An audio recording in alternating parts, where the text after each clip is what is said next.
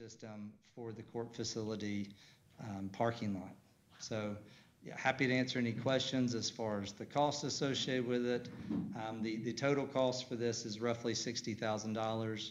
We're asking the county commission to consider a gift of $20,000 or just a straight payment for our expenses for that. Melissa, you start with what you got questions. I don't know where to start. Pass on me right now. Well, we'll start with Mark. I always like to start with the right hand here. Mark, you got the, any questions on? We talked last night, and we're going to be facing some expenses for those cameras. We talked about that last time, and other things that we might be having to do. And I think there was even some questions, legal questions, as to whether we could donate a gift like this. Right. We can't make a charitable contribution, so we have to get something in return. Now, as I recall, this project, it was originally a project that we had. We have an easement with the city of Trenton. So, I mean, whatever we do, I would suggest the board that we go to the city of Trenton. They can do, if we want to do that through an intergovernmental agreement. But that was a legal concern about creating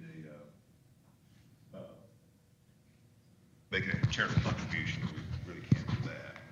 Well, it was actually a city project. We just donated, or actually didn't donate. We gave them permission to use the land, as part of it. So yeah. Mr. Hartline. Y'all had engineering done on this prior to starting the project. When you come to this, it was a project that y'all wanted to do, and y'all just wanted us to give you an easement at the time. Mm-hmm. The gutters was there in the beginning. You're talking that it's an erosion problem, which we could go in and fix that erosion problem if we're not doing the sidewalk with riprap. So you're something we could fix for a few $1,000s without having the sidewalk there. Y'all are wanting 60, 70,000. No, we're just wanting 20. You're wanting to, yeah, but you're saying that problem's going to cost you about 60 or 70,000. So it'll be 60 based on current cost of piping. Yes. And like I said it before, when y'all started this was y'all's project. So I still don't feel comfortable putting taxpayers' money, even though it is art money, into the project. My next question is, since we're at that, have we done anything with the DOT about your crosswalk from that sidewalk getting across the road where that is going to be coming out at? Yeah, we're working with the city, directly with DOT. You're applying for the permits, and are they going to, what are they going to be, y'all are doing it through, okay. That was my main concern, is that crosswalk and DOT and making sure they're going to let us. Yeah, to slow down the traffic, absolutely. Yes, sir. Okay. Yeah, you're looking at similar to Covenant College, like a flashing light, or just is that? That would be best case scenario. We would love to see that. Yes, to slow down the traffic and to help. What we want to do is garner walking community and pedestrian health. So if that's plausible with DOT, we would love to push for that. Yeah. Robert? Well, I think we ought to explore what Philip was just talking about. I mean, it seemed to me like riprap on that would look good on that bank, and I don't think it would cost nearly the $68,000 total to do all that. You're talking about riprap instead of running. I mean, the water's been running out since the courthouse was built. Mm-hmm. It's not a new problem. It just did not erode. I mean, it's eroded some, obviously, but.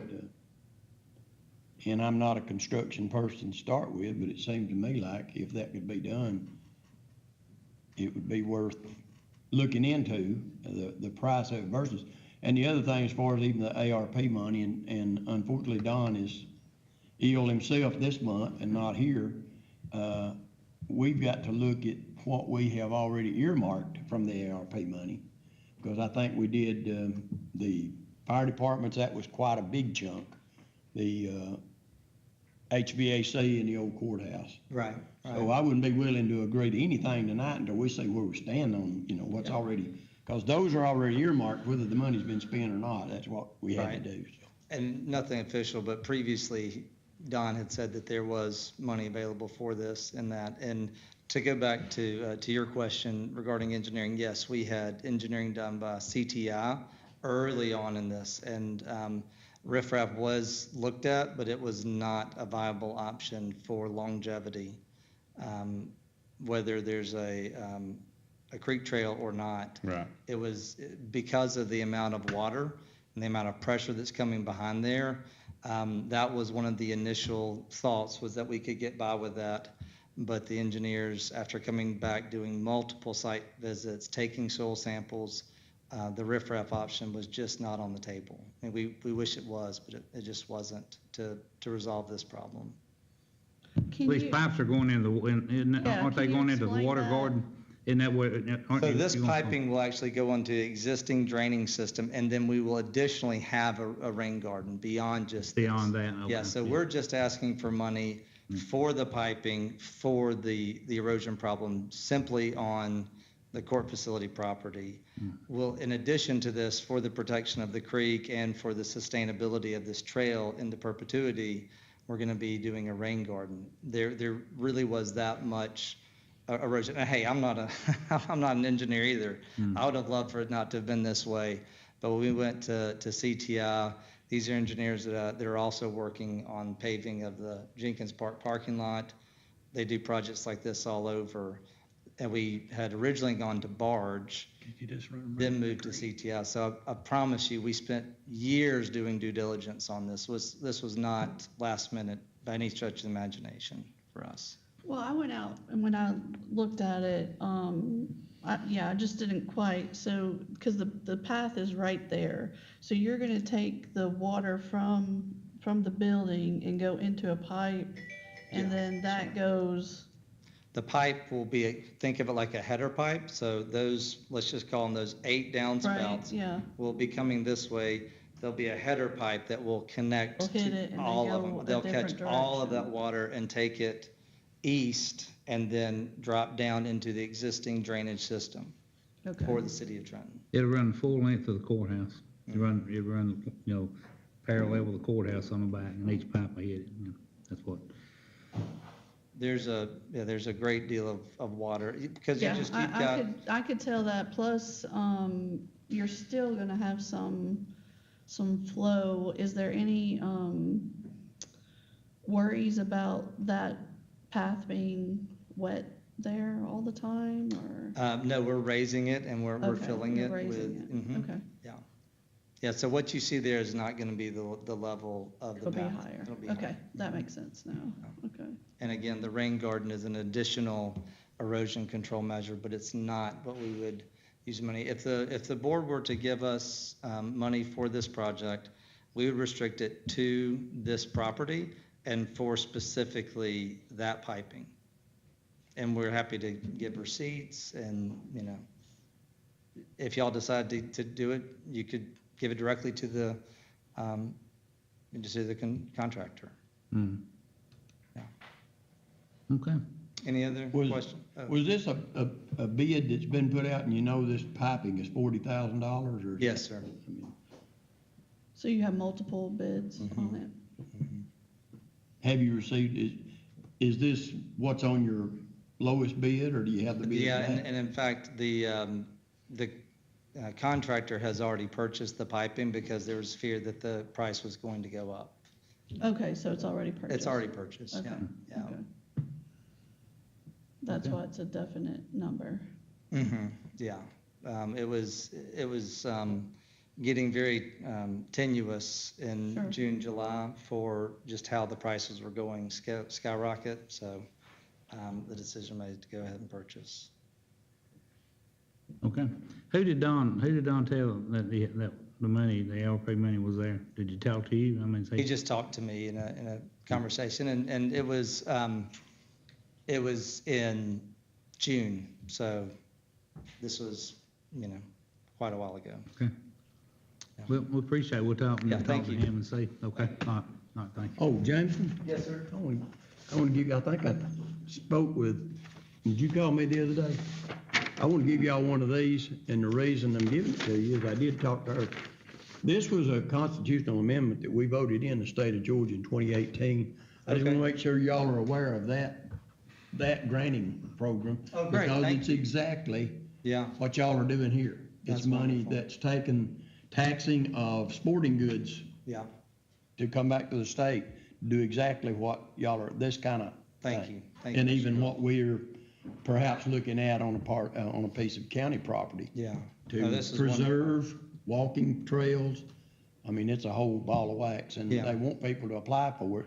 Because just to be honest with you, if you read that letter, the state has taken it and been giving it to things like state parks. Right. Because nobody was asking for that money. No, that's good. And We ain't afraid to and ask. State parks have funding, Yes, sir. have other ways of funding. Yeah. So that, I want you to have that and, be able in the future to look at it and see if there's something. 'cause Right. You Well, I don't get it appreciate till you ask, that's for sure. That's right. Well, and just one last comment. Look, the burden that you guys have, we know that y'all want what we want with thriving communities and having walking trails like this. We get it.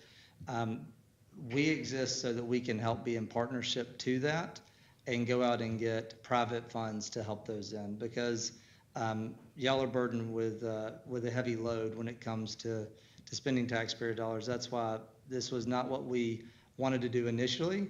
And that's why the request is a small percentage in compared to the actual cost. So thank you for your All right. partnership. Thank you. Thank you. Thank you.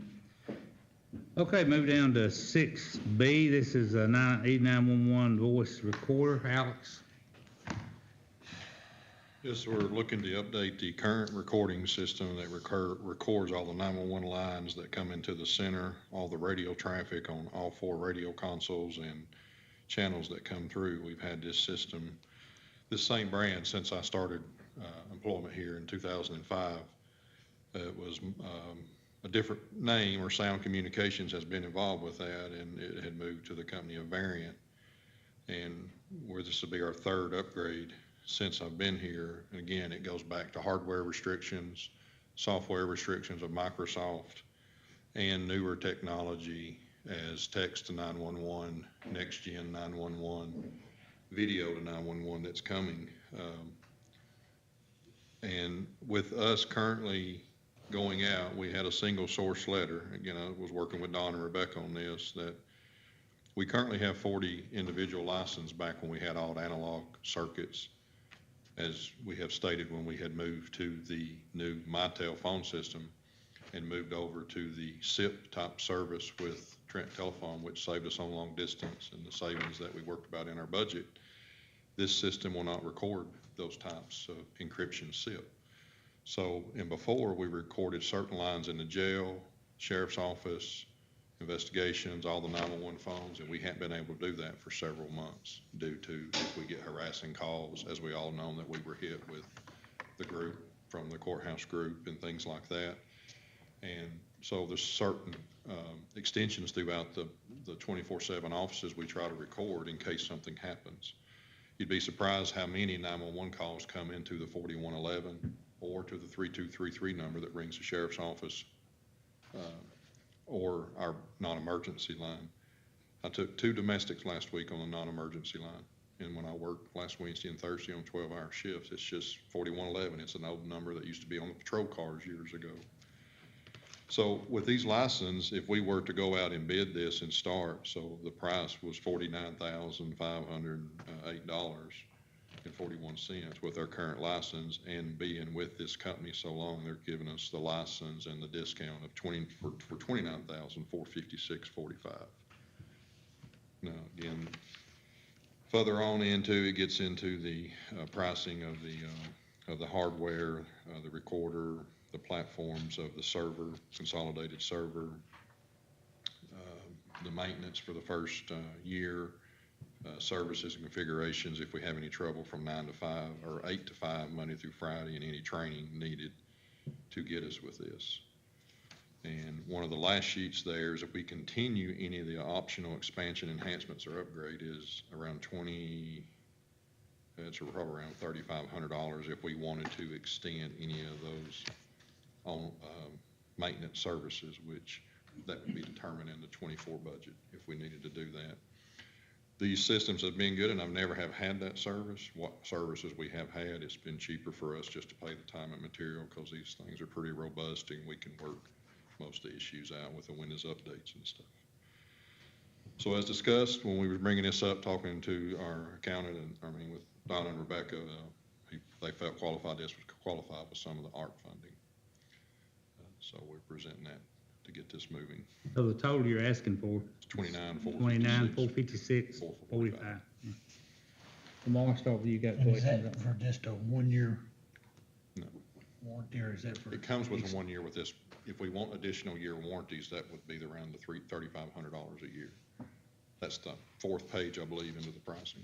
But it comes with 1 year. Once it sets in and they hand it to us and we're qualified with, we're current, that it's recording what we want, the 1 year starts the day we sign off on the project. Would you recommend the extended warranty? I would, from dealing with. Well, What I would, But like I I'm said, good I with- haven't used it before with the other services. It's been what problems we have had. It's just come out of our regular maintenance that we have for unexpected items. I feel it's an unnecessary, it's a pretty good bit of chunk of money. Okay, well, I'm So, good with it. I mean, we'll get 1 year for the new stuff and we'll wear it out, but, you know, that'll be sometime in mid-24 probably. This probably won't happen until, another 2-3 months probably. Things are so far behind. Okay, I'm good with it. All right, Victoria, What's the life expectancy on this gonna be? Well, again, it's back on Microsoft and that. We'll probably get at least six years or so. 6, The 7 other years one's out of almost it. 8 years old now. It's running on an old Windows NT platform. So if we did have any, the issues is it won't talk with the new current Mitels because of the new SIP encryption that the phones have, as us, again, saving that big funding and cutting our bill like in, I don't remember, it was almost in half or more with our monthly bill moving to this type service. Right. So this will talk to it? Yes, okay. We have to have the new, because the language when stuff that we upgrade, again, it's server stuff. As stuff moves and changes, the older stuff won't. And this don't sit on any network or available, and it kind of stands alone because, you know, we're pulling recordings constantly for attorneys, recs, especially when court comes on, we'll have 50+ recordings we need to pull. So sometimes it takes Daniel and Thomas and me both to pull recordings to get ready for court, because a lot of them will wait till the last minute and wanting these things pretty quick, so. But right now, again, we cannot record the business phones, our day-to-day business Mitel phones throughout our whole facilities. Because it's all hearted back there and it's networked out and it won't speak the language. We've tried and tried and tried, and it's the software. It's because Mitel, again, we upgraded with it. That language it talks, this recorder won't grab it.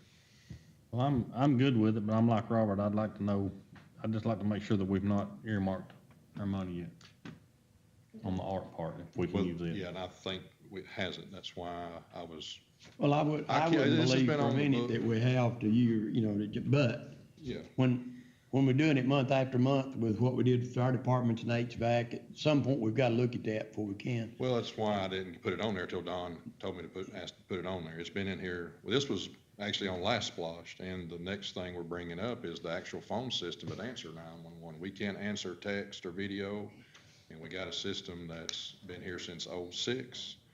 And I know this is not directed at you Oh, I know. or anybody else. I didn't We do get it.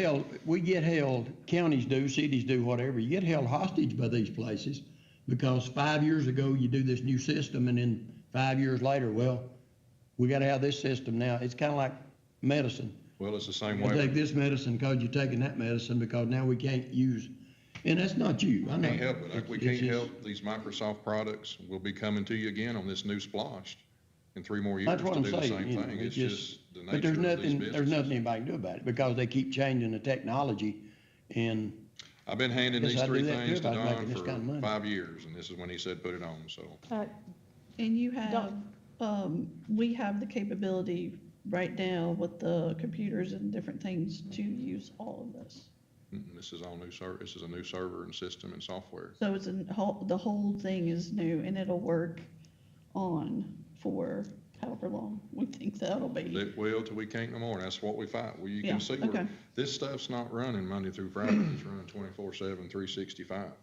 But there are liabilities to the, like you're talking about the courts and whatever, if we can't bring something Not the back. courts, can't- well, recordings, yes. Yeah.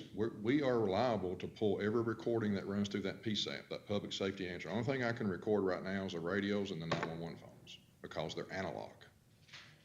The radios are actually digital that creates an analog port that we've had to work around since 2008 to get those. We have one console that scans about 7 channels so we can get it. We don't have physical old analog radios that we plug into like we used to.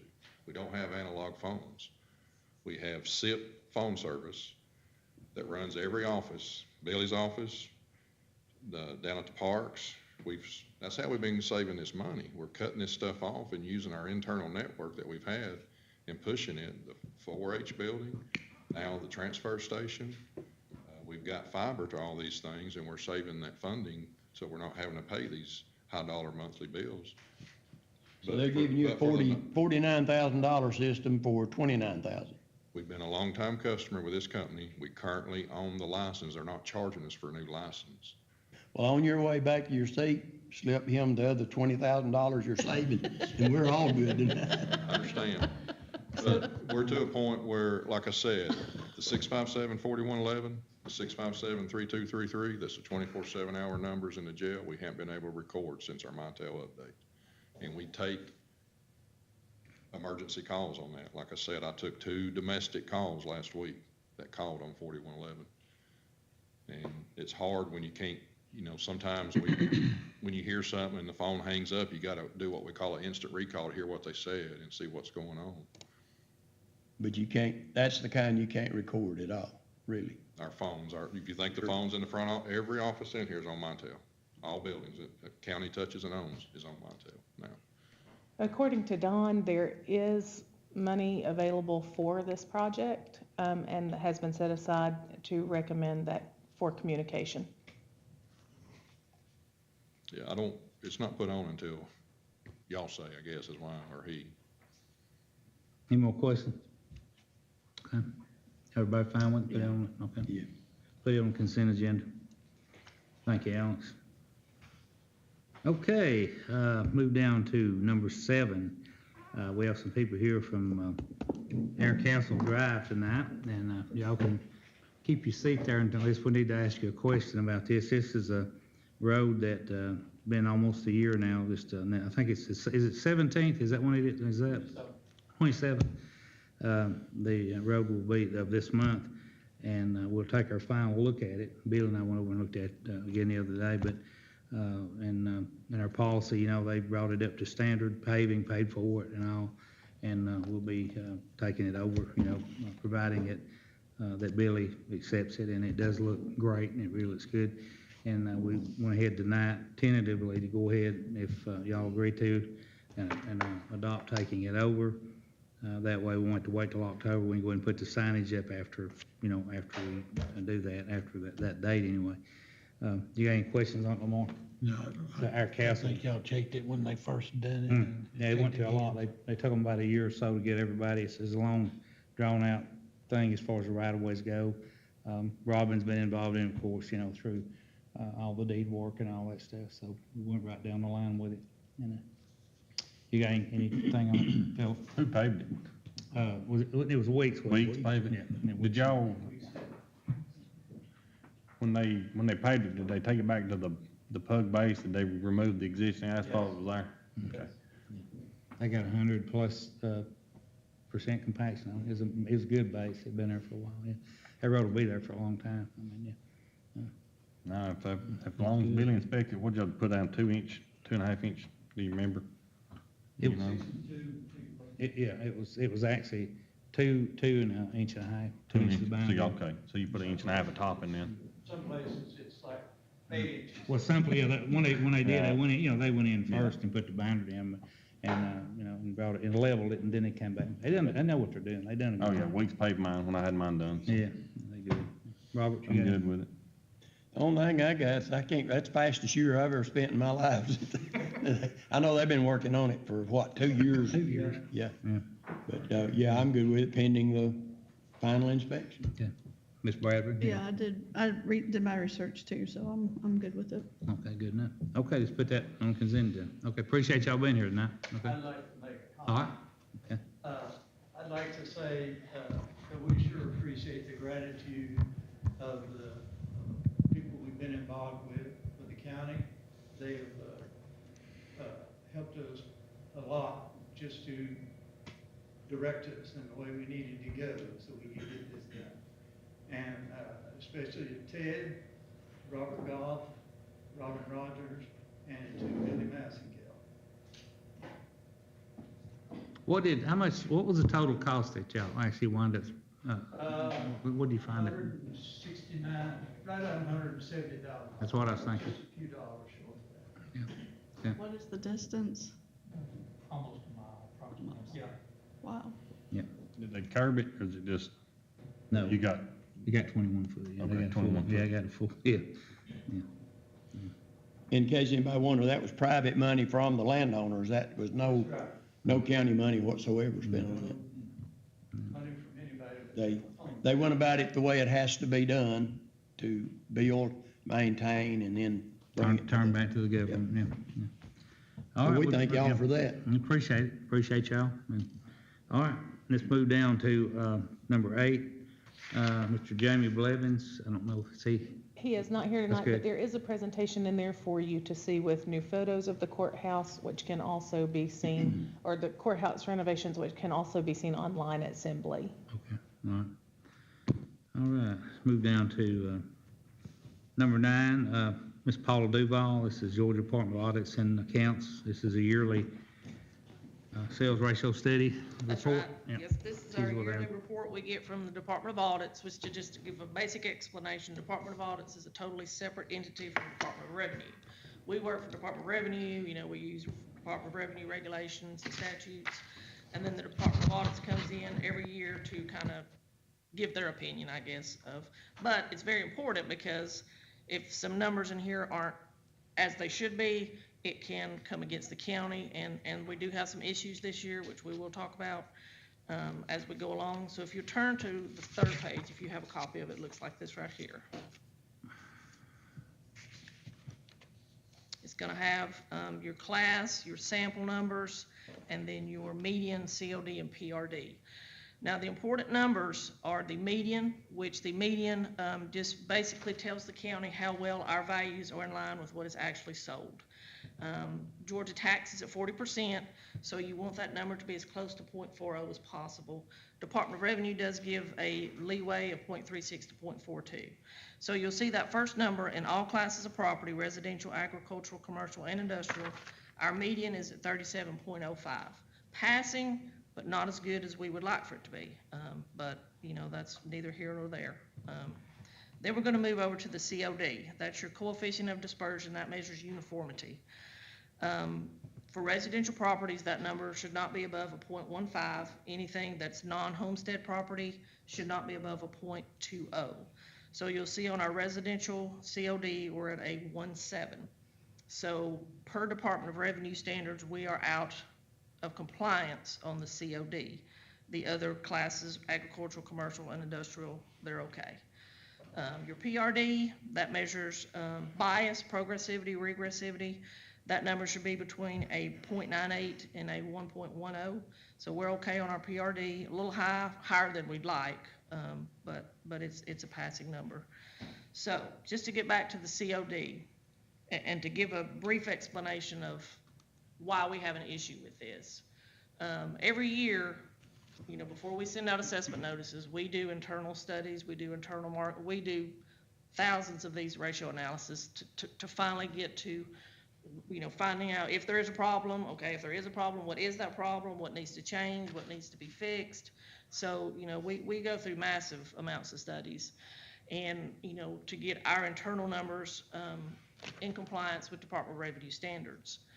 So then you have this Department of Audits that comes in, and the problem is beginning to happen because we, per Department of Revenue standards, are required to use previous year's sales to get the current year's digest numbers.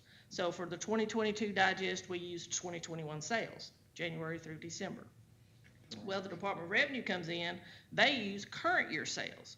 So for our 2021 audit study, they used 2021 sales that we haven't even caught up to yet. We haven't even been made aware. It's sometime in between that year and before we catch it, there could be a remodel on a house that we didn't know yet. We hadn't got to it yet. But they've picked it up and it's sold. So of course it's sold for, quite a bit more money than we've got because we don't have that remodel yet. So because of that, and this started, it didn't used to be that way. Everybody used the same information. But about 4 or 5 years ago, the Department of Audits changed how they do their study. So as the years are going, it's beginning to be a problem where that we just can't keep up. And a lot of counties are having this problem this year. I actually went to a meeting last week with several counties that did not pass their audit report, but internal numbers were great. So there's a problem somewhere. So a lot of the counties, not just us, I'm requesting that we appeal this report. We want to know the time adjustment that they use, because they're supposed to use the time adjustment because they're using a different pool of sales. So, we want to see what numbers they use, what time adjustments they used. So, I am requesting that the commission, because the county governing authority is the entity that has to appeal this audit report. So I would like the board, I am asking the board to appeal this audit report so that we can hopefully get to the bottom of the issue here and hopefully get some corrections made. I have been talking to my consultants who have been coming in and helping us get our digest ready. And, they've been working with me, working with all these other counties. So, we're all coming together and getting some good information, some good numbers to be able to present in our appeal to the Department of Audits. So hopefully we can have some success. And another reason that this one could be a problem for the county, every 3 years, we also are audited by Department of Revenue. We have what's called our digest review. And 2021 was our digest review year. So if your audit report on your digest review year is out of compliance, the county is actually put under a consent order. And under that consent order, within the next cycle that we have our digest review year, if whatever the issue was has not been fixed at that time, then the county can incur penalties.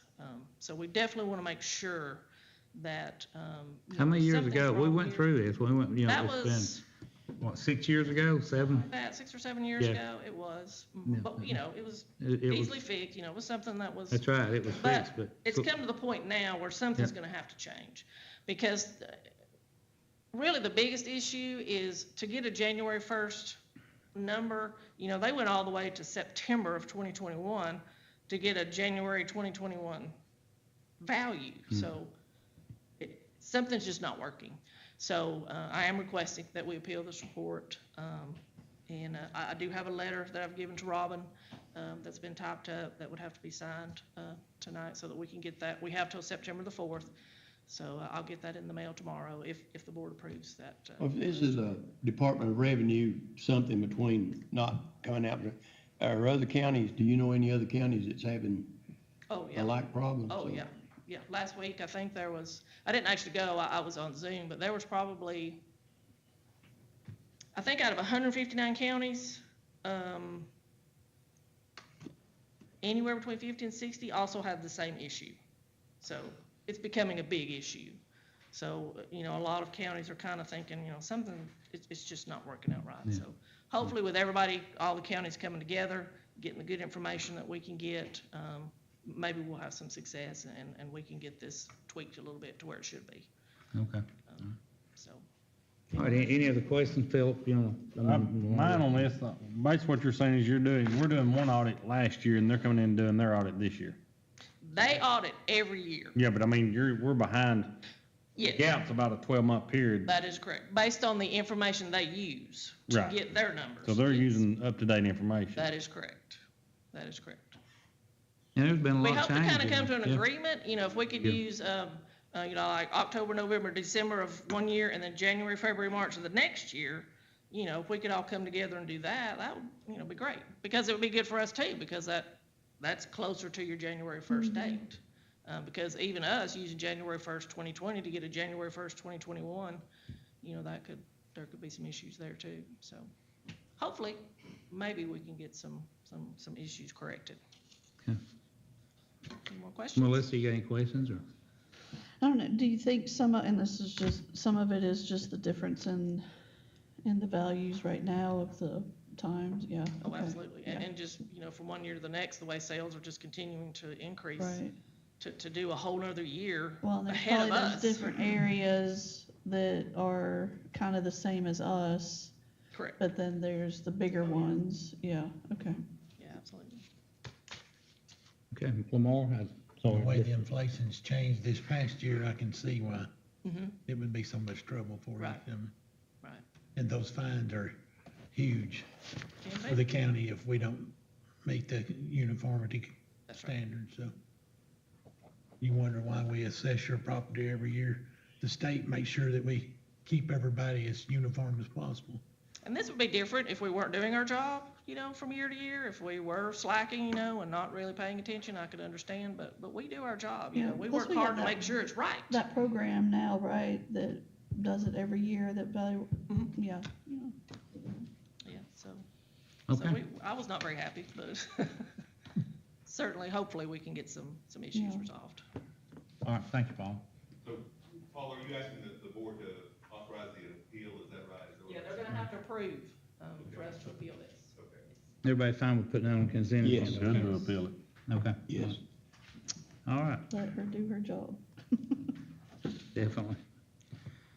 All right, move down to number 10. This is our contribution agreement between the GACD and the Dade County Board of Commissioners, and what that is Stephen Bonovich, which is our USDA person in the back. They go, and he actually, it's to help fund his department. You can explain more there back on 9 if you want to read it. This is a contract that we've reviewed several times, but y'all got any questions on it? I know you've had time to look at it. Most of you are familiar with it, probably worked with him before, but Stephen It's does just a good job for our county. he does a good job, yeah.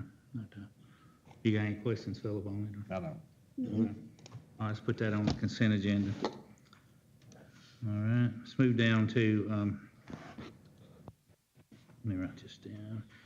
Number 11, Resolution R-51-22. This is amendment number 1 to the FY 2022 budget. Carrie, thank you, Don. Of course, Don and Rebecca both have COVID, which is our two key CFO people, and They do. she's been working with them, Carrie has, and so she's gonna do her best to go over this. I am. So this budget amendment is something that happens usually this time every year. We have to wait 60 days for any accounts payable or receivables that come in from the prior year. So we leave this open and the budget open, or sorry, we leave the budget open for 60 days as the state law requires. And the following amendment reflects those items, which you can see on page 2 of 3. The delta total difference is $135,000. After the audit is over in December, we may have another budget amendment for the fiscal year, but this is all normal procedure at this point in time. Okay. You understand that? Yes, sir, I do. Yeah. We've done it every Every year. you know, and we may have another one or two between now and the end of the year, but everybody fine with that? Yes. On the consent agenda? Okay. Go ahead and place that on the consent agenda, okay?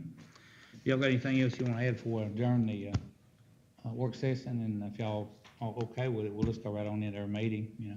Well, I That's all want to right. clear up whether we are voting or not voting. No, we're not, we can't vote. I mean, for, We have, the consent agenda will either well, it'll approve be it. put onto the consent Yeah, agenda Yeah, for, if we agree to for put the it on. trail. Did, No, we need to look at that. We need to look, okay, yeah, I discuss. just wanted, I wasn't Next know, talk to I Dawn wasn't sure and what see. we, Yeah, Well, obviously, we have to talk with Robin too, because of how we're gonna do it. If we do it, how we're gonna do it.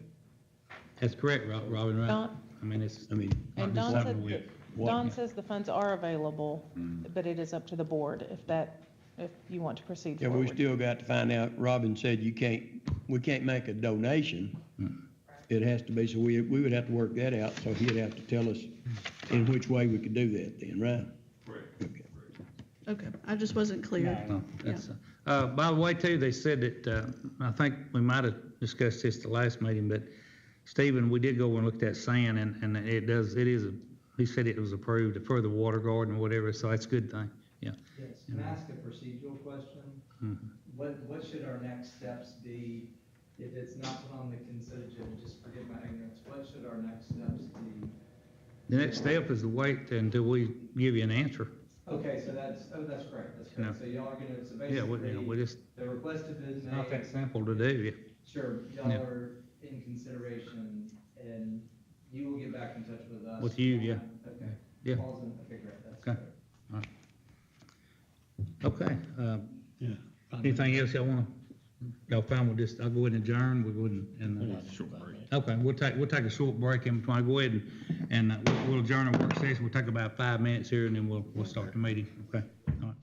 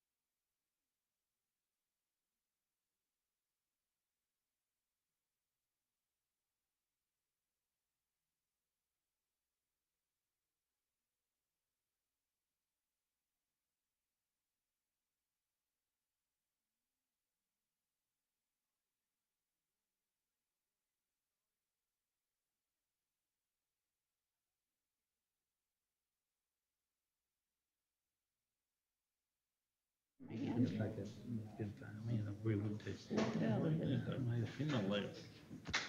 Okay, we'll go ahead and, call the meeting to order. Appreciate everyone being here tonight. As always, ask, Robert Goff here to lead us in, the pledge of allegiance, also the prayer. So if everyone would stand. As has been mentioned tonight, and I know Don won't care, he would actually want you to pray and request prayer for himself, his wife, his sister-in-law, his mother, and his mother-in-law. There's a lot of issues going on right there, and please keep that family in your prayer. Don, just need your prayer, need to feel the love around him and his family right now. And also, one that's dear to me, being on the Baptist disaster relief and going with that, is the people still in Kentucky. That's one of the worst floods ever, their worst ever. And also now in Jackson, Mississippi, they're down there with only water they got to drink. Even some of it is not even safe if they boil it. So their Salvation Army and everybody taking water. Keep those people. You'll never meet them, but you may be in that situation sometimes and know just how much it means to know that people are loving you from a distance, though it may be. So let's remember all these as well as others. Father, we thank you for a very beautiful day that you've given us today and our time to come together for the business of this county. Lord, we just thank you because you have been so good to us as a community, as a county. Lord, our nation blessed, though we have many places, Lord, that we need to seek your face for. We do pray tonight for Don and his family and also for these that we have mentioned, Lord. We know that this is the time of year for flooding, hurricanes beginning to crop up. We don't know what's going to come tomorrow, but will you just pray, Lord, that you would help us to be able to stand that if it comes our way, and when it's not in our own way, Lord, that we pray for those and we feel for those and do what we can for those who are going through it right now. So, Father, just bless tonight and let us handle the business of this community and this county. And Lord, we give you the praise for it all. In Christ's name we pray. Amen. Amen. Salute the flag. I pledge allegiance to the flag of the United States of America and to the republic for which it stands, one nation, under God, indivisible, with liberty and justice for all. Thank you, Robert.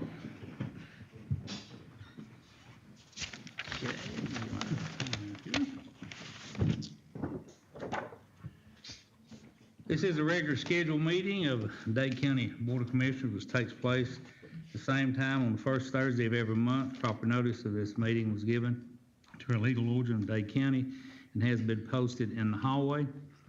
This time I do need a roll call. Mr. Lowry. Here. Mr. Hartline. Present. Mr. Goff. Here. And Ms. Bradford. Here. And Chair, Mr. President. Thank you. Okay.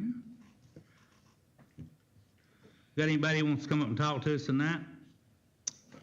Have 5 minutes here. Come on. Yep.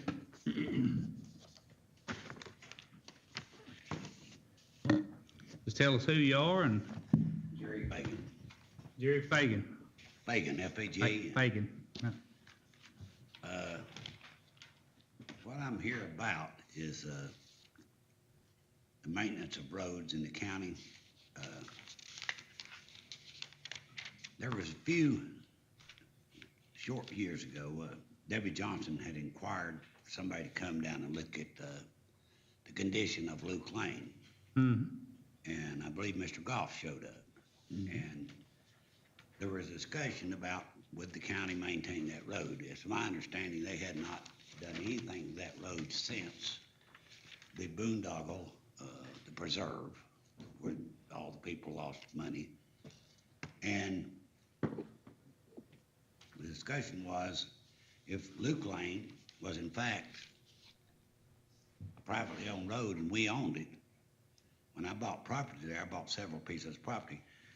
And of course, Debbie was concerned because she had the wedding chapel back there. And the discussion at the time, I think Mr. Goff said, nobody may own this road, who knows? I said, well, in that case, we could just put a gate up to keep the looky-loos out, cut down on the traffic. And then he informed me that we could not do that because there was an old cemetery there in Well, you could put a gate at, but the cemetery would have to have, anyone involved in it would have to have a key, Well, to the enter. question I have, when I started building Pagan Place 20 years ago, on the completion of my 5th house, that got a 911 address, the county informed me that it was now a county road, Fagan Drive. It's on Google.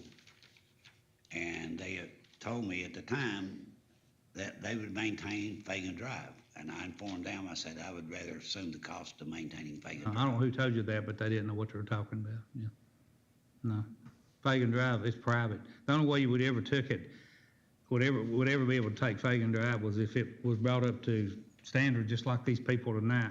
It would have to be paved, and tied in, and a 50-foot right-of-way dedicated, to the county. Yeah.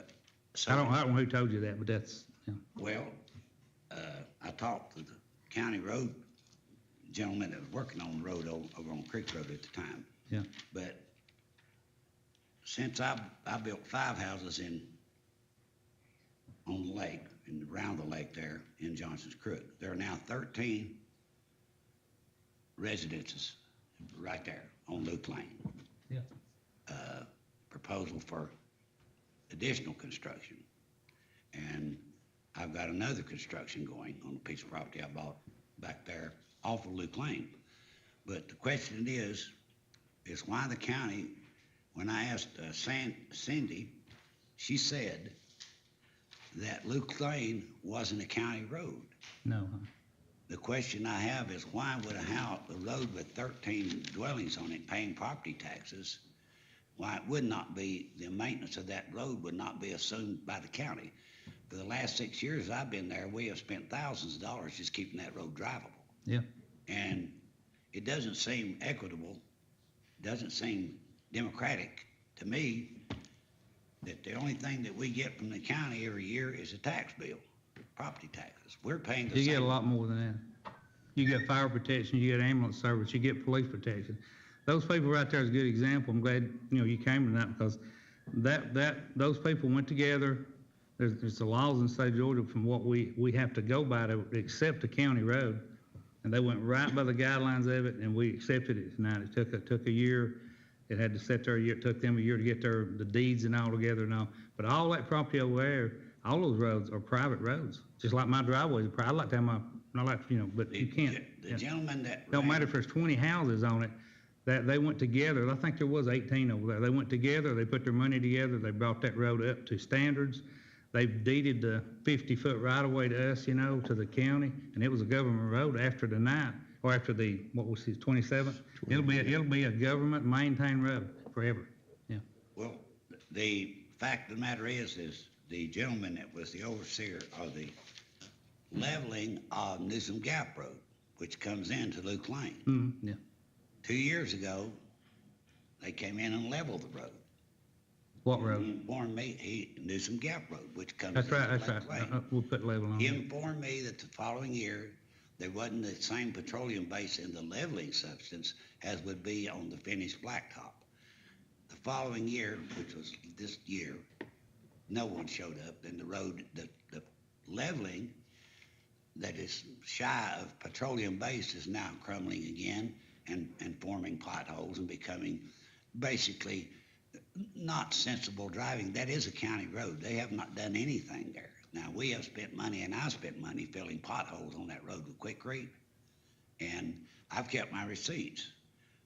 But why would the county not follow through on what they said they were going to do? And he informed me for sure, and I know the gentleman. I met him before. I've seen him over on Creek Road. But he said to me, quote, "This is the worst stretch of county road that I know of in Dade County." And it has maintained that phenomenal. And it's the least traveled too, one of the least traveled, and plus like Sulphur Springs Gap, but I don't know who, you may have been talking about Billy, I don't know, Billy Massengill, We put a road counter up on Newsom Gap past Luke Lane. I've got it at my house, I can bring it in. We put a rope bell over there that counted the traffic that come down off the mountain. And in 1 week, there were 11 cars went across that road. Now, back in the spring, early this summer, I heard equipment up there maintaining that road that comes off of that mountain I think you said a few years ago, a lot of people use that road. No, they don't. They do Mail not. carriers, mainly. Why is it maintained if there's got something? We can't let it wash away. When it cuts across it, we keep our cross stains cleaned out, we keep our ditches cleaned out. You can't let a road like that just wash away, yeah. So, but do some gap road coming in, you can't just let it get back full of potholes and not be. No, they'll be over there next week looking and see what you're talking about, but as far as, paving it, actually getting it, Billy, we do the best we can do with what we got, on that, and that's why we leveled it, is to get it, decent, going in there. Well, that's hindsight, and that's, time passed, and it's falling apart. Now, the question I have for you, you just told me that if we wanted to make Luke Lane a private drive, that we could gate it, and then we would have, if someone needed access to go to the cemetery, that we'd let them in, because as I speak right now, there's an ad in the Dade County paper, something about the waterfall over there in the water wheel, a few months ago. There were people, a constant stream of people going back in there just looking at the waterfall. It's since been purchased. Oh, yeah. But there's still people coming in there and they look at the lakes and they're just driving around. And I guess you'd call it sightseeing. Some people call it looky-loos. Whatever you call it, it's traffic that's occurring there that since we're spending, and I've got receipts and we've got the time and the machinery, we have spent thousands of dollars just keeping that road drivable. And I don't understand with the county budget. I understand they just built a shelter down there in Rising Pond for case of storm, and the only storm I know of that did any damage actually tore your house down 32 years ago. That's the last time I've heard of any storm doing such damage. What was the cost of building that shelter there? Oh, the FEMA money, but, go ahead, Alex. Federal funds from the Yeah. disasters we received in 2015. Wonderful, I'm glad to hear that. But you also got to think that Luke Lane was put in from the developers years ago before you purchased that. And that was private drives they put in, were requested through the 911 ordinances. And you got several property owners that got that Luke Lane as their easement. And that property owners, I think, so fixed to have a big Airbnb travel all through there. That's waterfall. I know that, but what I'm saying, can we gate the road and allow people that want? That'd be up to the landowner, you'd have to have everyone on that road sign it. Everyone there pretty much. That would agrees. actually legally sign it, and there's a process. Robin, you're the legal person, because the county don't, we don't have any say so whether you gate it or not. But there's actually guidelines to how you do it, and I know that everyone would have to sign it, correct? That's correct. And it'd be recorded legally, and of course, everyone would have to have access to the, through the gate, Well, as I read several laws pertaining to people that have produce or farms or dwellings, and it's on a private road. If they have to maintain that road, that they can deduct the cost of that maintenance from their property taxes. I don't know, no. Well, I've heard that, I've read it pretty extensively, and it's pretty clear. And in some states may be able to do that, yeah. Of course, I'm looking at Georgia law. Mhm. And so if we're going to have to assume the maintenance and the upkeep of that road at our out-of-pocket expense, then I think that it would be appropriate somehow that we get reimbursed, or somehow or another. It just don't seem equitable to me. I know roads around here that have far fewer houses than Luke Lane, and they have very nice roads. I don't understand that. Because some of those homes in there, as you well know, are not worth 100, they're in the hundreds of thousands. The last property that was finished down there is coming in at about 2.1 million. His taxes, I'm paying thousands of dollars. Together, we're all paying thousands of dollars. The only thing I'm saying is it just seems to me that it would be reasonable that the county would look at that and say, well, these people are paying the same millage rate as somebody living right over here on the street with water, septic. We don't even have water there. We don't have a dumpster. If you want to haul your garbage and properly dispose of it, you've got to drive 24 miles here to this. They can't even put a dumpster down there. Just like us. Yeah. So we have no water. We have to put in a well. My wells cost me $6,000 a piece. So the thing is I'm paying the same amount of taxes per square foot on property, there's somebody over here that has all the amenities of the county. That doesn't seem democratic to me.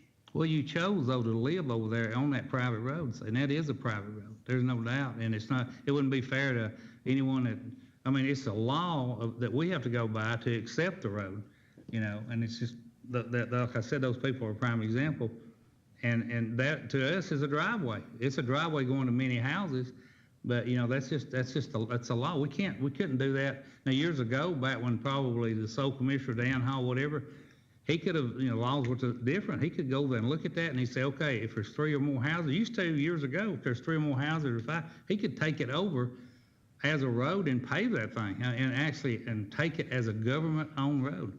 And that all changed in, I think it was 85. On ours, 96 is where you had the county quit paving roads, the developer had to do it. Run around in 1996, somewhere in there. Yeah, it sounds like the developer didn't do their job. If there's no water or road. Well, they went through a lot. It It was, bellied they up went the through, whole- they bellied up, you know, just like out on the mountain here, yeah. So you're basically telling me that I should go ahead and get a petition and have Oh, all yeah. the If you, private property owners in there make that a private road. well, it is a private road. Yeah. But you could get a petition if you wanted to. What normally in a case like that, when you got that many houses, especially if you got people you say that's just got money like that, they'll put a road fund together and they'll maintain that road unless they want to turn it over to a government, and then they bring it up, you know, bring just like these people. They got tired of doing that over the years, so they brought it up to standards, pave the road and turn it over to the county. And from then on, it's a government owned. Of course, they don't have any control with who goes in there. They can't gate it. That if we want to go over and drive over at 2 o'clock in the morning, it's a government-owned road. A question I'll have a question for you. I know that the people that bought the old furniture store out there did a lot of improvement, and I was informed by them that their taxes went up for improving the property. Is that true? I don't know. I'm not an assessor. That lady right there could, If you know, we anytime you decide- make improvements on a building or you build anything, you know, I'm sure that it does, you know. I mean, if you. What I'm saying though, if we went ahead and did what you said, would that be considered taxable because it would be an improvement, or should it just be our driveway and it don't raise our property taxes? Well, if you turn it back over to the government, it wouldn't make it, you know, it wouldn't make any difference, you know. If it's a government road and you bought it up, you know, that's something, that would be totally up to the assessment and the houses that sell. I put an asphalt, I put a concrete driveway at Fagan Place. I put 2 concrete on the grades. They raised my property taxes because I improved the property. Yeah. So if we improve the driveway, that means we have to pay for it and then we have to pay taxes. It makes your property worth more money, yeah. Any building I built over on my farm, I guarantee you, these people been down there with a tape measure, my property tax went up. People told me I would waste my time, and I feel like I have. Well, I hate it, but I appreciate you coming tonight, yeah. See All right. All right, we'll move on. Anybody, you got any questions for Mr. Fagan? Anybody, comment? Okay. All right, let's move down to Mr. Lamar Lowry. We'll start with you on your committee report. Our 911 call activity report. They had EMS at 213 calls. We had our fire departments at 287 calls. We had our police at 819, so our total calls for the month, and this is August, was 1,319 calls. Now, we're gonna do something a little, Alex has gave me some, a little bit better to go along with, kind of like Philip does with the electrical inspections. We had 8 E911 addresses added in the month of August, and for so far in 2022, we've had 93. So that kind of goes along with the electrical inspections. Billy and his crew have been paving last week and this week on Murphy Hollow Road. It's probably gonna be another couple of weeks before they can finish up what they were doing. The paver came apart, and we gotta get some parts ordered for it. And, but they'll be back on it as soon as they can get that done. Probably, Billy told me today, probably a couple weeks. So, and that's a heavily traveled road. Now, you think of Murphy Hall, it don't have many people on it, but now when the freeway locks up, which is quite often now, the truckers got that GPS and it'll send them through Murphy's Hollow on out that way. So, you know, but I passed a semi truck on Sligo Road the other night. So it's different times we're living in. That's all I have. Okay, Mr. Hartline. All right, at the sports complex, right now, we've got football, rec football and rec soccer going on. They've been practicing, they've started playing their games. We are going to host a slow pitch softball tournament on September the 24th. It's gonna be the first national church slow pitch tournament. It's sponsored by Riverside Baptist Church. All church teams are invited to come play, join and play. If you need to, we've got a number. You can contact Stacy Stevens at the park, and then I'll have Carrie to put up another number on our website that you can contact the guy that's actually putting on the tournament. We, on our electrical inspections, like what he was saying, we had 30 electrical inspections in the month of August. 20 of them was new construction. We done 7 temporary, 4 new construction, and then we've done 1 alterations and then 2 others. Maybe a weatherhead or something was bad, or they were just changing after meter base or something, but that's 30 electrical inspections in the month of August.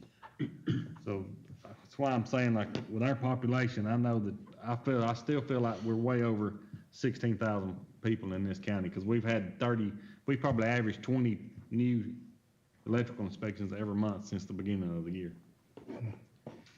And most of them are houses. They're Yeah, not they're- barns, and they're not, Right. like you just, Yeah. I know what you're getting at, because that, you know, that's true. I mean, it's, yeah. But we've challenged it. I mean, as a Northwest Georgia region, we've actually filed, petition with the other counties, because we're not the only county. I mean, Right. It's something way off, Yeah, Yeah. I just think we're off on that. Yeah. Okay. Good report. Mr. Goff? Well, I was excited this morning when I looked at our SPOS numbers, because I think at that time Don had not updated, but in his defense and anybody's defense, this is the first day of the month. So it's hard to get numbers in. Banks have to close out and all that stuff for him to be able to put together the financial report. So I thought we'd actually gone up again in SPOS, but in reality, we had dropped $15,000 over last month, but it's still a good month at $315,715 on our SPOS, and that's the money that we talk about putting toward equipment, police cars, you name it. That's where the money comes in, so it's good to see that still up.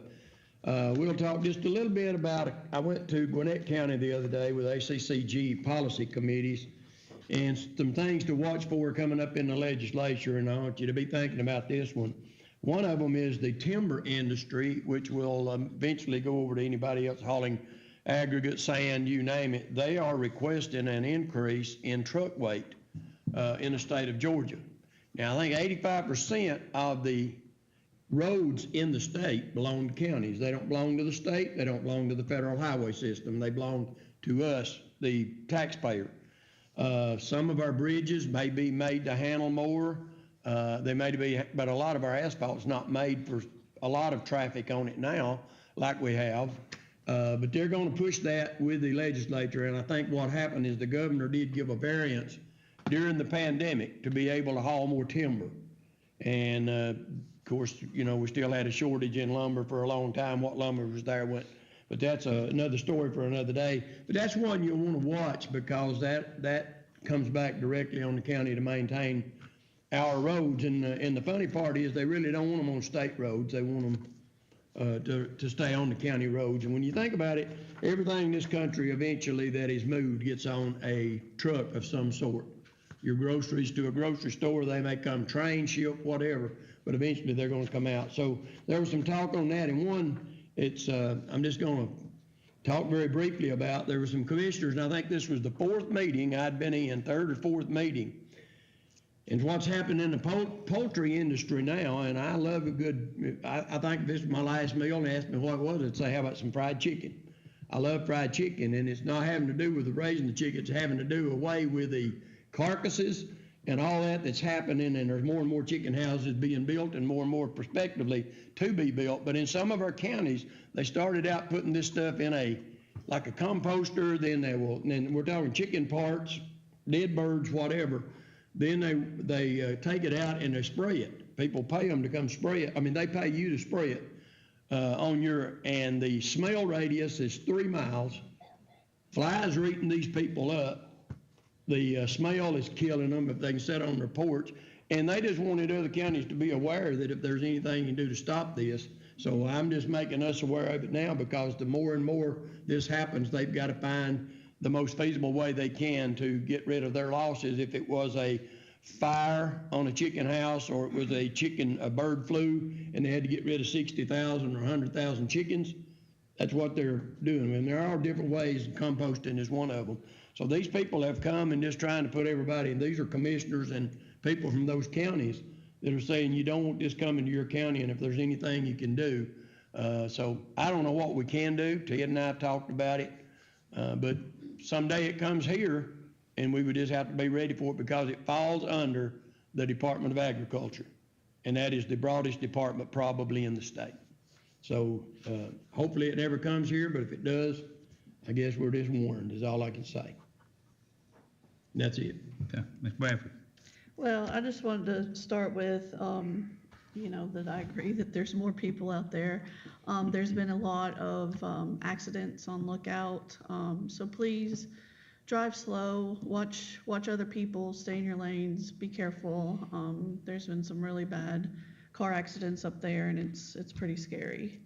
In my report, this will be towards more of the end of August. The computers were not calculating properly for a little bit, so scale numbers are 806 and dumpster numbers are 164, and that's a total of 970, which is up there this month, and 341 on the work orders.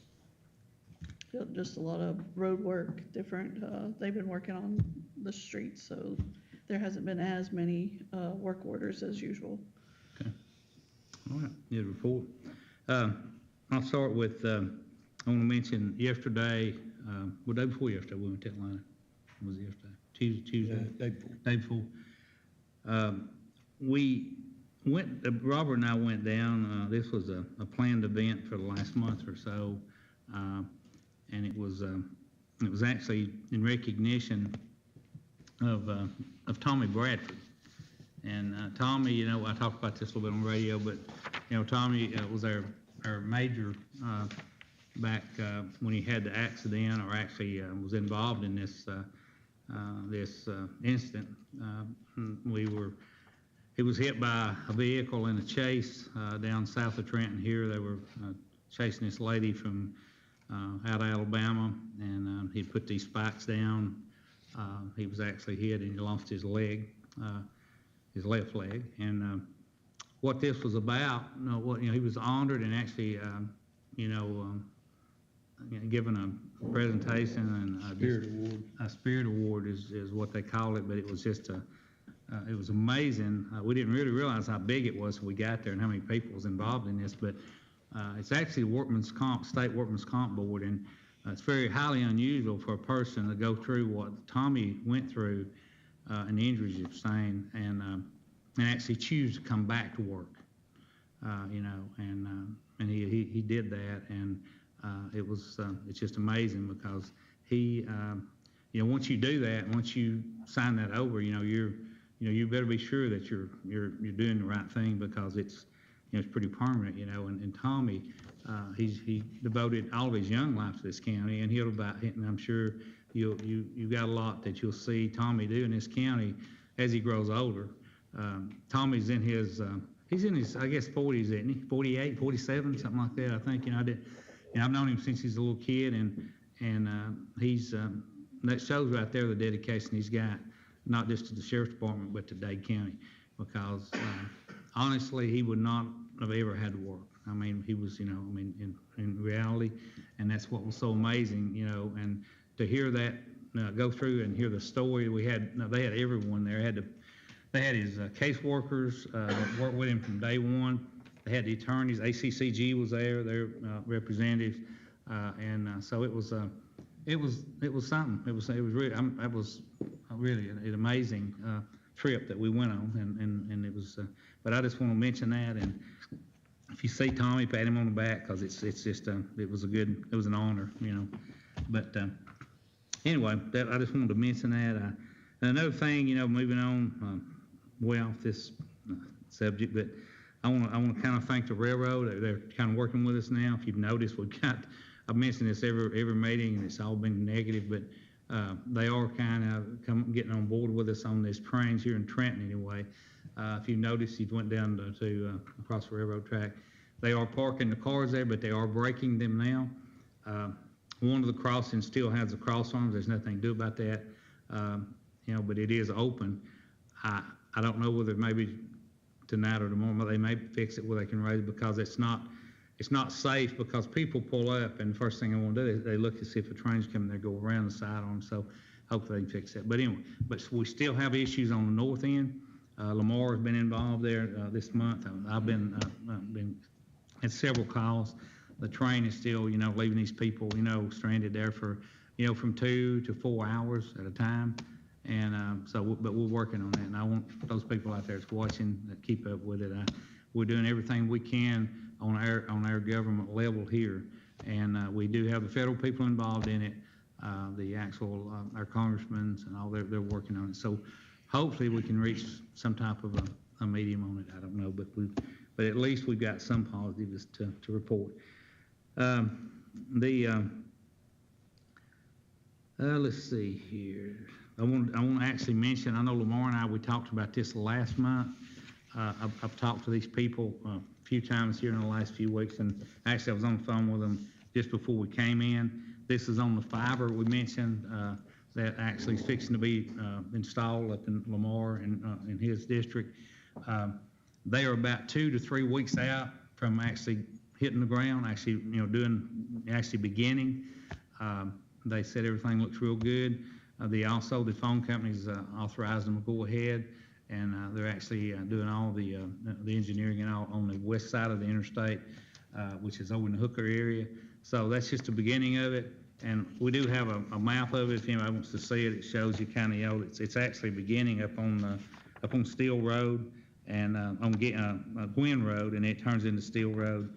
And so that's the beginning, and then it'll move this way, you know. So you know, there's a light at the end of the tunnel, and I just want to thank, you know, the phone company, Adam Austin. He's been great. He's kind of the go-to person there at the phone company, and they have begun the project. They received the money.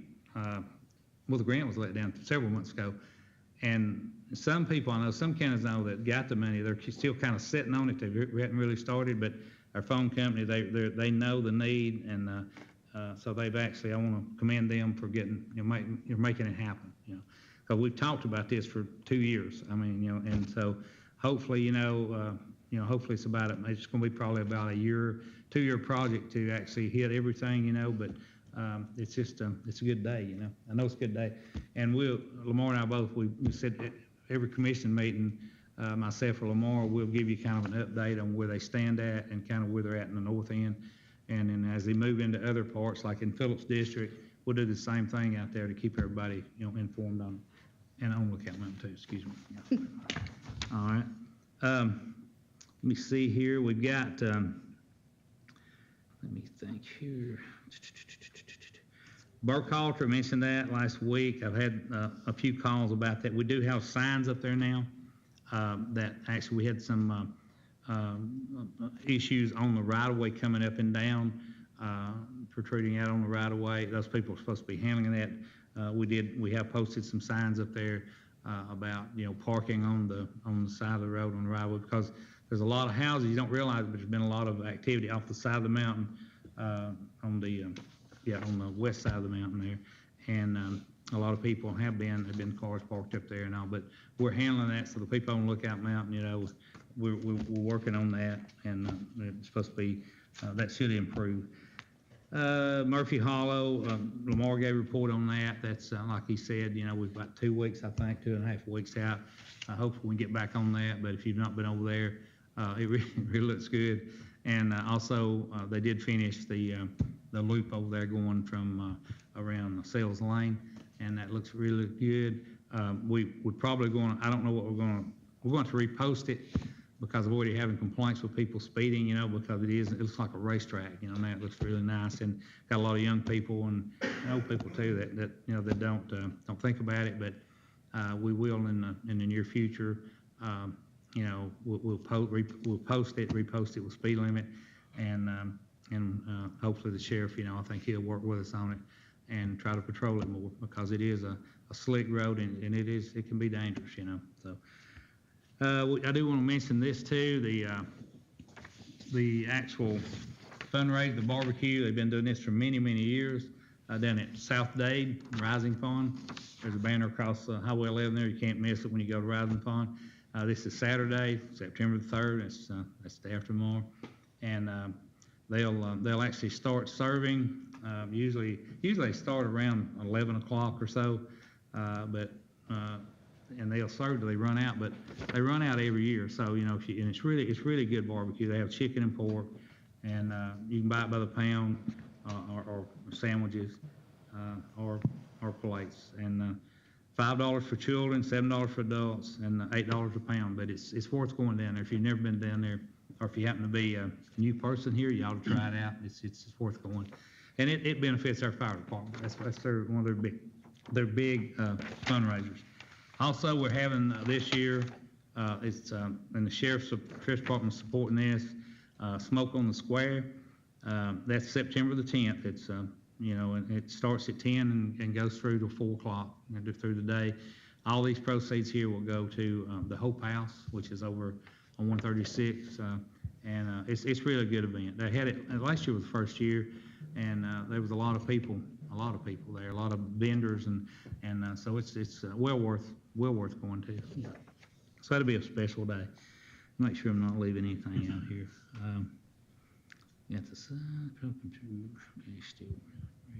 The bridge over to high school, still that is, we got a little bit of update on that the other day, on the replacement of it, and it's still going to hit.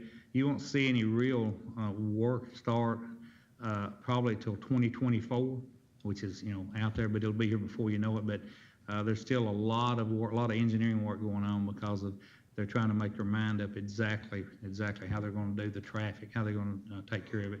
So we'll give you an update maybe every meeting on that to keep you up, because that's going to be a big deal, especially people who live on Lookout and in the Piney area coming into Dade County. So y'all got anything else y'all want to mention? Okay, all right, we'll move on then. Mindy, are you here? Miss Mindy Hayworth, she's our manager of our Dade County Public Library. She'll do her first report. Thanks so much for having me. I was a little late today, as a lot of people are experiencing. We are short-staffed at the library, so I had to stay till we close today, but I appreciate always y'all giving me a chance to highlight what's happening at the library. First and foremost, we had this beautiful bookshelves built for the history room. The Dade County Historical Society paid for the bookshelves. I have to brag a little bit. My son built them. He's a carpenter, and he gave them a bid that they were happy with, so he finished those bookshelves. And if we go to the next slide, you'll see what they were built for, designed specifically to hold all of the bound copies of the Dade County Sentinel. They're just really heavy and hard to pull in and out, so they basically run all along the windows in there, and they look really great. So the Historical Society was really happy. I think they had an estimate on these shelves 3 years ago, and they've been waiting that long to finally get them. So we're real excited that they're done. And next, I wanted to talk about some new programming at the library. First, we've got Yoga for Seniors. That's going to be next Wednesday. We've already got 4 people signed up. It's free as usual. We are asking folks to call the library and register with us so we know how many to expect. My mats came in today, yay! We ordered some yoga mats and they arrived today. So if you have your own mat, bring one. Otherwise, we have one for you. And she's gonna work on chair yoga or on the mat. So we're really excited to be able to offer that. She's also gonna do yoga for homeschool families later in the month. So we have a very large homeschooling population in Dade County. It was brought into focus at the library when 4-H had a homeschool meeting at the library. They needed to use our meeting room, and I was like, my goodness, we do have a lot of homeschool families come in the library. Anyway, we coordinated a little bit to try to figure out a good time, day and time to have it. So we're excited that it's gonna be, you know, moms, dads, kids, all ages. We're excited about that. And Discover Trails. This is my personal pet project. I'm so excited. I've mentioned before that I love the trails of Dade County. I think they're sort of a hidden gem that a lot of people don't really understand. Everybody knows Cloudland Canyon. Well, there's this great series of trails called the Cloudland Canyon Connector Trail System. They run all the way from Cloudland Canyon to Lula Lake. So what I'm gonna be offering is a 3-month series. On the Thursday night, you come to the library and I'm gonna present information. I've got apps for your phone, I've got maps, sort of break down those barriers of actually, where do I park? What do I do? How do I not get lost if I'm going out there? So we're gonna have an info session on the Thursday, and then the following Saturday, there will be a guided hike by one of the naturalists at Cloudland Canyon that will meet you at the trailhead. And I will be there for the hike as well, but they're actually gonna lead us. And we're increasing. The first one's gonna be a 1-mile hike. Second one's gonna be a 1.75-mile hike, and the last one's gonna be a little bit over 3. So I'm really excited to sort of bring that into focus. It is a $5 parking fee for any of the trailheads, or you can get a state park pass, which is what I have. It's $55 for the year for a car, and that gets you into any state park in the state of Georgia. So I would encourage anybody to go ahead and support the state parks. A lot of people don't know this about the state parks in Georgia, but when COVID hit and the safest place to be was outside, Georgia was one of the only places that kept its state parks open for people to use. Tennessee did not. So somebody who is an avid trail runner, I'm always on the trails, I saw such an influx of people coming to Georgia because it was a safe place to be. I know y'all had to deal with a lot of those parking issues, but you know, I always encourage people to support them for one of the reasons that they really were thinking and trying to make sure that beautiful there was parks. accessibility. And we also have a Coding for Kids workshop starting up this month. It's Scratch, which is a coding program. It's actually going to be led by one of our team volunteers in coordination with Spencer, our youth education coordinator. So basically it's geared towards ages 8 and up, but come on down and learn to code with our Scratch workshop. The other thing I want to just highlight again, I've mentioned it before, but I've noticed a lot of the high schoolers are needing Chromebooks at home to finish up their homework. Sorry, I think the mic died. Keep going. Oh, my mic.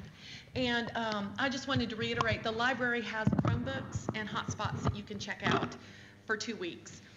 Because we saw an increased need, we got 6 more added to our collection this week that are available, and we were part of a federal grant that purchased a bunch of Chromebooks for our region of the libraries, and the second half of those are going to be delivered within this month. So we will have 12 more, which would put our total up to, we've got 10, 22, close to 30 Chromebooks we can lend out. And you can check them out for 2 weeks with 1 renewal unless there's a waiting list.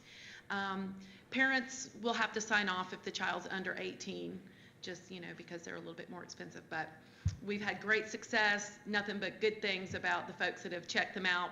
Right now, we only have 2 available until we got the 6 that just came in because they were so popular. And finally, I don't have a slide for this, but I just wanted to remind y'all that we have a poster printing service, and we print out beautiful posters.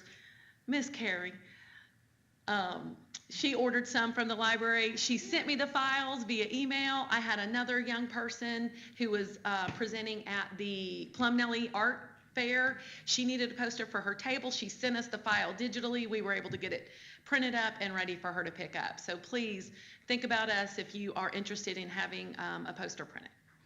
And I hope I. cards, or birthday cards. Or birthday cards, yeah, we printed some birthday posters out, you know, we can do it all, so just give us a call, let us know, and I'm hoping I kept it under 5 minutes. Doing great. I'm working on that. Are there any questions? Any questions? No. Good job, we job. appreciate you. Thank All you right, so thank you. much. All right, Mrs. Laura Beth Cunningham. Well, August was a pretty big month for us. I have kind of gone back into the schools. I've been having all my meetings with the principals and the teachers that I'm going to go into their classrooms. We have every 5th grade set up for meetings through the end of the year, and then since it's my first year coming in, I'm only doing 5th grade until Christmas, and then I'm going to try to pick up 3rd and 4th afterwards. We'll see how that goes. It's a lot of kids. We will start focusing on our project achievement, where all the kids are going to give their little presentations with their visual aids, and then hopefully some of them will want to go to competition. One of the things that we put out was this flyer, it's like a snapshot. The previous one is like a snapshot of what we've really started offering. So all the kids are going to get a copy of that, and then they're also going to get a copy of our newsletter. I try to keep the newsletter going when school is in session, so they always know what's going to be happening that next month if they want to participate. It's that one right there. We had a very successful August homeschoolers meeting. Like Mindy said, we were getting our new air conditioners installed, which we are so thankful for. So we had that lesson over at the library, and we had over 30 people there. I taught a lesson on like basic food preservation for that particular age group, and then we smashed up a bunch of strawberries and we made some freezer jam, and all the kids got to take home about a 3-ounce jar of freezer jam. The next homeschoolers meeting is going to be next week on the 7th, and it will be back at the Ag Center, and I'm going to teach them a little science lesson about buoyancy and volume and all of that wonderful stuff that they're probably not going to find as fun as the strawberry jam, but I got to throw the educational stuff in there every once in a while.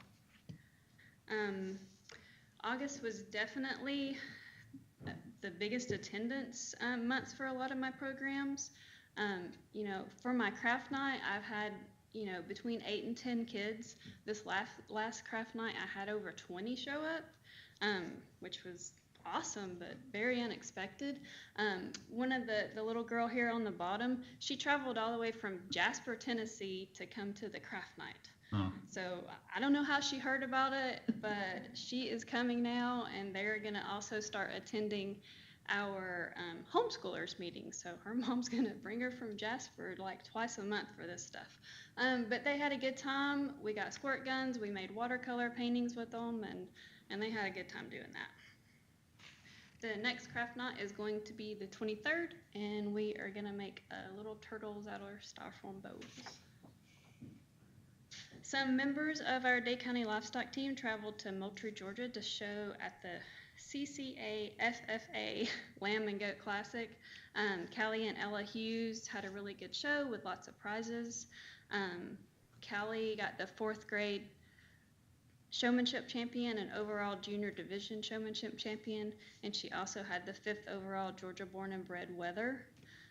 Ella was the 7th grade showmanship champion, the grand champion Georgia born and bred, 4th overall weather, and 3rd overall Georgia bred and born doe. This weekend we are hosting our huge State of Dade Lamb and Goat Classic. We currently have about 200 lambs and goats registered by exhibitors from 5 straight states across the Southeast. We expect this to be another big event. It brings a lot of people into the county, so hopefully our businesses are really going to benefit from that. We invite everybody to stop by and check it out. It's a very interesting thing. On Saturday, we have what they call like a stockman show, and that's where the kids like put their goats up on the table and they fit them and they get judged on how they do it. So it's not just, you know, people professionally coming in and fitting the goats. The kids have to do it. So I think that's a really great thing. And then on Sunday, we'll have our, like actual classes. Last month, the Dade Greater Gardener class met and our guest speaker, Josh Butter from Cherokee County, presented on planning the fruit orchard. Our September meeting is going to be on Thursday, September 29th at 6 p.m. And Josh will be back and he is going to continue the fruit tree lesson on maintenance, pruning, and pest management. The next Tri-State Beekeepers Association meeting will be on Monday, September 19th, and the meeting will be held at a local beekeeper's place. If you are familiar with the beekeepers group, they ask that you contact them directly and they'll give you all the details on that. The next Tri-State Cattlemen's Association meeting will be the annual Penn Heifer Show, and it will be held at the Walker County Ag Center on Tuesday, September 20th. Any producers wanting to participate need to RSVP to either the Extension office here or in Walker County by Friday, September 9th, so let us know if they plan to bring a pen of heifers. This year, they are going to allow those breeders, if they want to have those heifers for sale, they will be for sale. That's kind of new. Not all breeders are going to choose to do that, but there will be some heifers for sale there. And if you're wanting to have the meal, just RSVP so they'll have a meal for you. That's it for us. Good report. Any questions? Okay, thank you. Good report. Good report. All right. Come on up, George. We have a pinch hitter tonight. You know, we got George is not here tonight. George Williams. You can't be all places all time. That's true. Basically, I'm John Rollins, Alliance for Dade, Chamber of Commerce, Vice Chair, and basically just presenting for George. She sent me all the information, so next slide. We're at 103 investors, which is pretty stable. We get some in, we lose some, but we're stable. We do have some things coming up on a slide. We've had the Plum Nelly Depot Art Show. We had 25 local artists participating, 375 guests, lots of good things in there. Lots of artwork sold. Working on bids for replacing highway directional signs for the Visitor and Welcome Center, trying to up the traffic that we get there. Job Ready Dade Job Fair is coming up September 24th, Dade County High School. Friday night after hours, we're having an event at the Southeast Lineman's Training Center, Thursday, October 27th. And then the Dade Expo coming up, Jolly Holidays, the Saturday after Thanksgiving at Dade County High School, selling local crafts. And then our visitors coming into the Welcome Center that's what we've got for this month. Basically, we've got 9 Dade residents came in. We got a lot of visitors this month from out of the area, and 21 phone calls answered. And I think the next slide is where we've got the good news, which is we've hired a president and CEO there of the chamber, and that's Sandy White. She'll be joining the Alliance on October 24th. It gives us a full-time person to support local business, Dade County Chamber of Commerce, Alliance for Dade. Also got Margot McDade, and she comes in September 5th, and that's replacing Titus. And she'll be the director of tourism. Is she from Alaska? Is that the one that's from Alaska? I think that's Miss White. Okay. Is from Alaska. I knew one of them Miss said McDade it actually came from Alaska. A big move. Yeah, and I think she was from here originally and moving back to the area, and she's very familiar with Chamber of Commerce, tourism type activities, and generating interest in those. I got questions? Sounds good. Good job. Wonderful, thank you. At the event at the Lineman Scale, what does that consist of? You know? Honest, I do not at this point know. Yeah. But is it open to the public? Is it? I'm saying if it's on here, it's going to be open to the public. Okay, that's what I was thinking. Yes, sir. Okay, good. That's right, now, they're gonna scare you. All right. Like a spook house or something. Maybe you're gonna teach everybody to climb a pole too, you know. Kind of like the hang glider, you know. All right, Audrey's not here tonight. She actually, do we have anyone though from the Historical Society? None? Okay. All right. All right, let's move down to number 5A, monthly financial report. And Carrie, you wanna go ahead and do what you can do on it? I mean, go over what you got. I will. Dawn and Becca. So on the Dade County account balance report as of August 31st, 2022, the balances are as follows. The general fund is $182,294. Federal asset fund is at $0. Sheriff's special fund, $8,938. The drug abuse education fund is $14,986. Supplemental Juvenile Service Fund, $28,094. Victim Assistance Fund, $628. The Jail Fund sits at $13,718. The Federal Assets Fund is at $0. The ARPA Fund, the American Rescue Plan, is at $2,406,966. The Hotel Motel Accommodations Tax is at $174,581. Employees Flexible Spending is at $5,446. And the payroll account is at $86,235. Moving on to the next page, we have the Dade County income statement as of June 30th, 2022. And in the general fund for the income statement ending June 30th, the actual revenue collected was $850,178. We budgeted $1,708,985. So we're under by $858,807. Year to date, we collected $13,483,303, budgeted $13,444,000, and had an excess of $39,303. On the next page, you see the Dade County income statement as of June 30th, 2022, and on the general fund balance sheet, the actual budget sits at $1,055,443. The monthly budget at $1,121,001.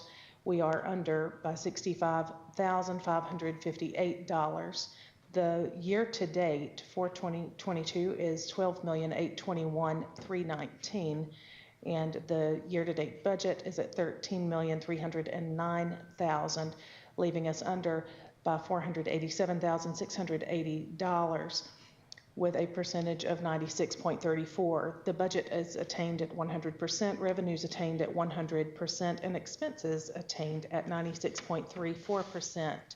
After that, we'll move on to the local option sales tax revenue report for August. That collection was $252,572. For special purpose local option sales tax revenue, for August, we collected $315,715. You will see the next several slides are spliced of two reports followed by some detailed reports. And then out on the last page, you'll see the Dade County Tax Commissioner's Office year-to-date tax collections for FY 2023. The revenue so far is $97,710. Budgeted is $5,495,500, leaving a remainder of $5,397,789, with a percentage collected so far of 1.78%. And that concludes the report. Okay. Any questions? Comments? Okay. If not, I'll entertain a motion to approve our financial report as presented. I have a motion. Make a motion to approve the. Okay, Mr. Lowry, have a motion. I have a second. Second. Okay, Mr. Goff, thank you. I'll vote. Mr. Lowry. Yes. Hartline. Yes. Mr. Goff. Yes. Ms. Bradford. Yes. Chair votes yes. Okay, thank you. All right. Robin, you got anything you need to go with? I mean, any legal matters or, okay? New business, we've pretty much covered everything today. I mean tonight on anything that might possibly be listed as new. The reading of the minutes of the last regular meeting and any special call meetings will not be required since all commissioners have been furnished copies in advance.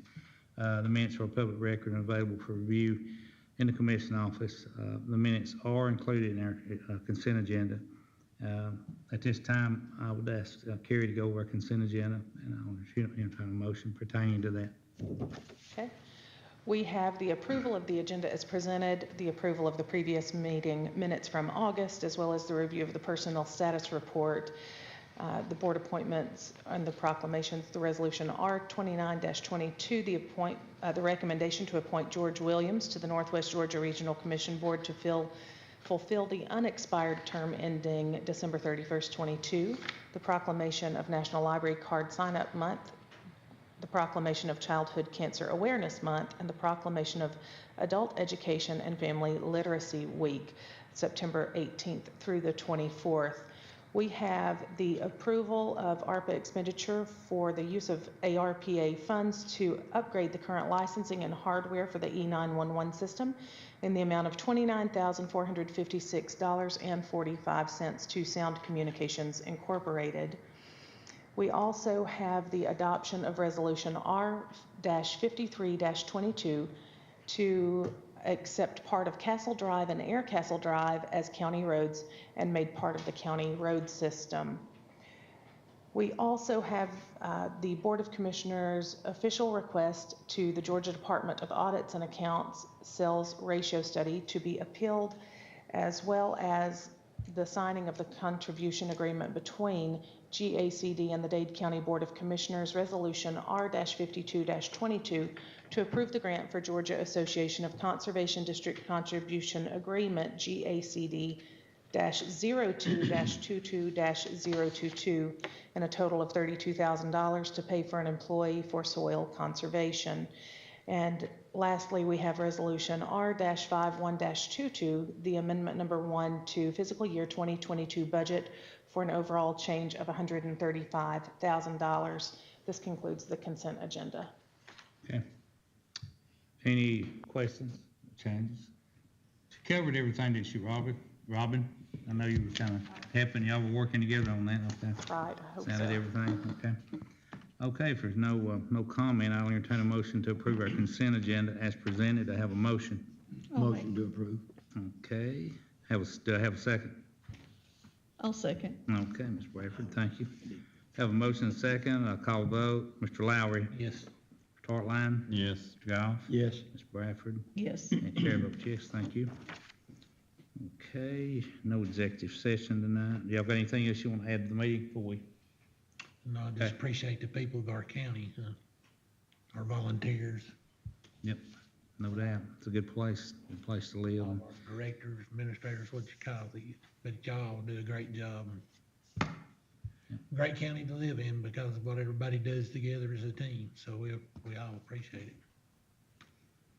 Okay, if there's nothing else, I'll entertain a motion to adjourn. I make a motion to adjourn. I have a second. Second. I'll call a vote. Mr. Lowry? Yes. Mr. Hartline? Yes. Ms. Goff? Yes. Ms. Bradford? Yes. Chair votes yes. Adjourn. Thank all of you for being here tonight. I did that. What is wrong with my mouse? It is not.